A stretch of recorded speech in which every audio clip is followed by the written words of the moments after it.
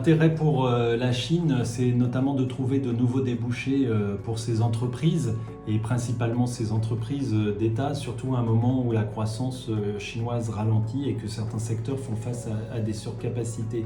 Mais ça va au-delà.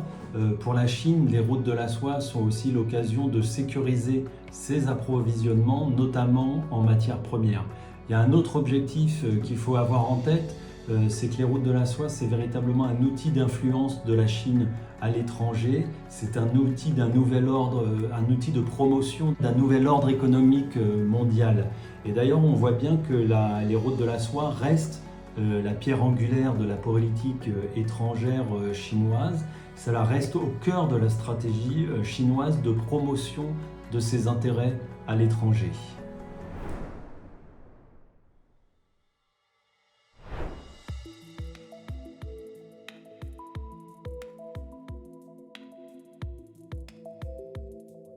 C'est souvent des pays qui manquent d'infrastructures, que ce soit des ports, des ponts, des routes, des lignes ferroviaires. Alors évidemment, tout ça, ce n'est pas gratuit. La Chine prête et est d'ailleurs devenue le premier bailleur mondial de prêts bilatéraux.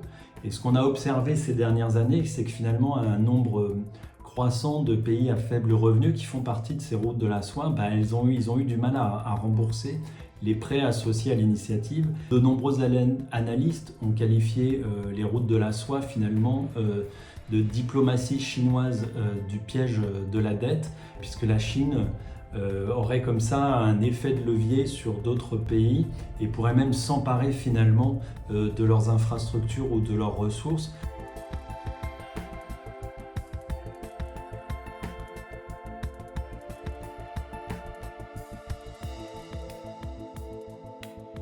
Dans plusieurs pays, la population a critiqué la faiblesse des retombées économiques locales.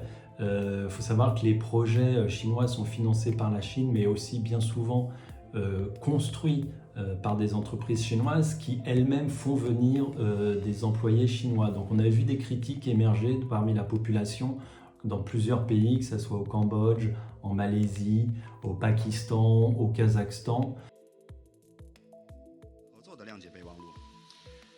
Per la parte cinese, il consigliere di Stato e ministro degli affari esteri.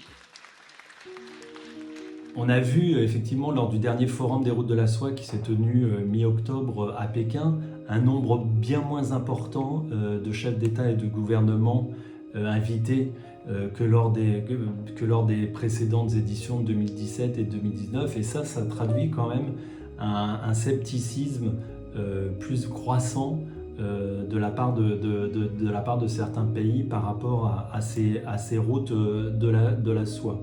Mais malgré ces réticences, quand même, les gouvernements dans la plupart des capitales asiatiques expliquent finalement qu'il n'y a pas beaucoup de banquiers alternatifs. Donc dans des pays comme ça, par exemple la Malaisie, il y avait un projet ferroviaire qui était extrêmement contesté. Il y a eu énormément de changements de gouvernement, mais au final, tous les gouvernements de Malaisie ont continué à adhérer aux routes de la soie.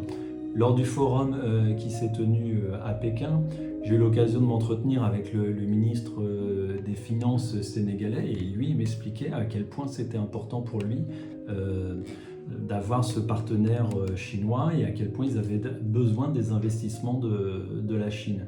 J'ai aussi interviewé le ministre du Commerce et de l'Industrie taliban qui était présent au forum et l'Afghanistan ne fait pas partie des routes de la soie, mais sa présence lors du forum c'était pour porter le message que l'Afghanistan voulait faire partie des routes de la soie parce que le pays est en quête d'infrastructures.